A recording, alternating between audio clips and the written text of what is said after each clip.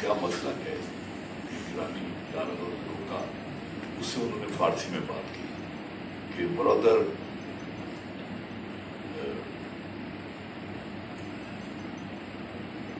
मैं भूल गया, बड़ी अभी याद आ जाती है तो मैं बस ये जो है ना हाफजा भूल जाना, जो बातें मुझे भूल जानी चाहिए वो भूलती नहीं है और जो याद रखनी चाहिए वो याद है। नहीं ऐसा नहीं किया। हाँ उसे कहते हैं brother, any brother from by ईजा एनी ट्रांसपोर्ट अवेलेबल। हमने कहा जी खत्म है आप पे फारसी, और उसके बाद भी जब कभी जरूरत पड़ी पढ़ के आ गया।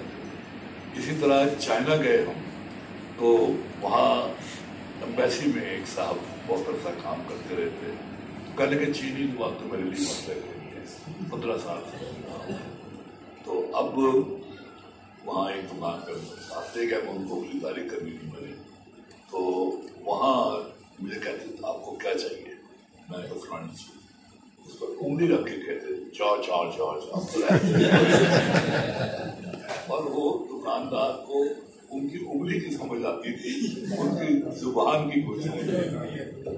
बहरहाल ये जैसा कि बुरे के दफ्तर ने बयान किया था कि जब कभी कोई नया मिजाज निकाल आता है तो मेरी खुशी जो है वो तीनी होती है। मेरे बड़े भाईजान थे अलहक कासमी मरहूम, उस वक्त मिजाहिया शायरी इस तरह थी जिस तरह आपको आजकल नजर आ रही है। उन्होंने मिजाहिया शायरी को तहरीक बनाया, कराची में शुरू किए, समुद्र के अंदर जाके किए, जहाज के अंदर मुशारे किए, मिजाहिया मुशारे, उसके बाद फिर पूरे मुल्क में जो थी वो एक रौब चली। तो मेरे ख्याल में यही काम जो है मिर्जा यासीन बेग भी कर रहे हैं, कभी ननकाने में और कभी किसी शहर में, और इसी तरह की तकरीबात।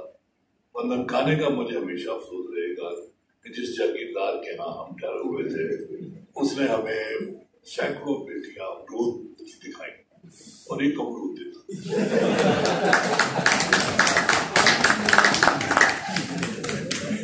वो हमने बाकी 6 आदमी थे बांट के इनसे करवाई, वो जो थी अपना शिराजी साहब से इफ्तिताह इनसे करवाया, उसके बाद की बात हमने तवरक के तौर पर थोड़ा खाया।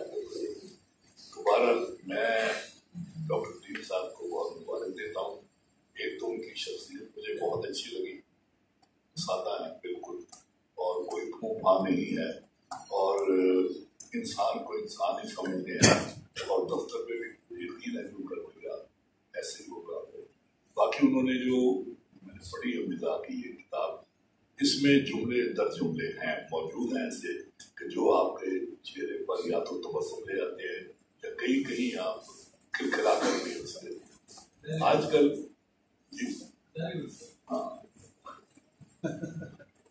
आजकल किसी के चेहरे पर तबस्सुम लाना भी जो है ये एक नेकी है, और मेरे ख्याल में यहाँ बैठे हुए शायद साहब